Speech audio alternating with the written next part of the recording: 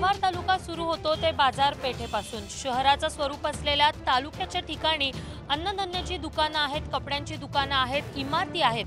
मग 5 ते 10 किलोमीटर नंतर आदिवासी पाड्यांमध्ये किंवा गावांमध्ये अशी काय परिस्थिती बदलून जाते की उपासमारीमुळे उपाशी पोटी राहिल्यामुळे शेकडो बालकांचा मृत्यू होतो।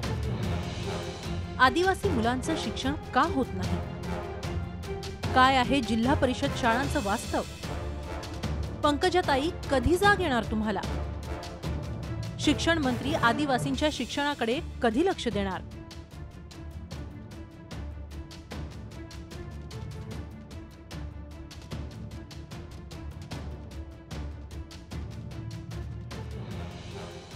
आदिवासी गावातील जिल्हा परिषदेची शाळा पाहिल्यानंतर हे सर्व प्रश्न तुम्हालाही पडतील। जव्हार तालुक्यापासून 20 किलोमीटर अंतरावर असलेलं दाभुसा हे गाव। गावाच्या सुरुवातीलाच तुमची नजर जाते ती जिल्हा परिषद शाळेवर। आम्ही या शाळेत गेलो तेव्हा विद्यार्थी सुरेल आवाजात कवितांचं वाचन करत होते, पण बाहेरून जितका सुंदर आवाज येत होता, आत परिस्थिती तितकीच वाईट होती।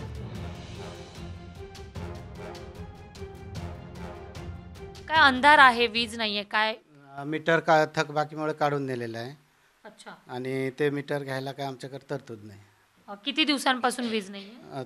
म्हणजे मी 2012 ला आलो, त्याच्या अगोदर कधीपासून ते काही माहिती नाही। तर थकबाकीचं या ठिकाणी बिल आहे ते पण आपण बघू शकतो। 980 केवळ 980 इतकं बिल जे आहे ती थकबाकी आहे आणि त्यामुळे गेल्या 4 वर्षांपासून या शाळेमध्ये वीज नाही। आमची 1 ते 5 वर्ग आहेत, पटसंख्या आमची 71 आहे।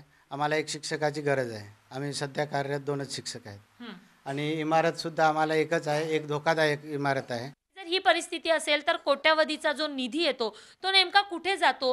ही सत्य परिस्थिती मंत्र्यांना जेव्हा ते दौरे करतात ते का दिसत नाही?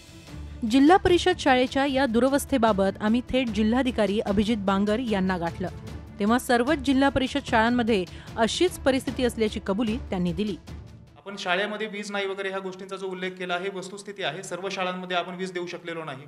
हा प्रश्न पण फार कॉम्प्लेक्स आहे। त्यामध्ये वीज बिल जे दिलं जातं ते कमर्शियल दराने दिलं जातं। शाळांना जो निधी येतो तो निधी अत्यंत तुटपुंजा आहे आणि त्यातून तो कमर्शियल दराने येणारं वीज बिल भरण्याची त्यांची कॅपॅसिटी राहत नाही। यासाठी आम्ही शासन स्तरावरती पाठपुरावा करत आहोत की त्या दरामध्ये त्यांना सवलत काहीतरी दिली जाणं गरजेचं आहे किंवा शाळांना जे अनुदान मिळतं ते अनुदान पण पुरेशा स्वरूपात येणं गरजेचं आहे।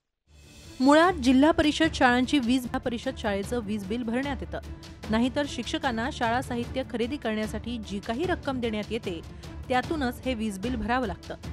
मग आदिवासी विकास निधी म्हणून कोट्यवधी रुपयांची जी तरतूद खर्च होते ती जाते तरी कुठे?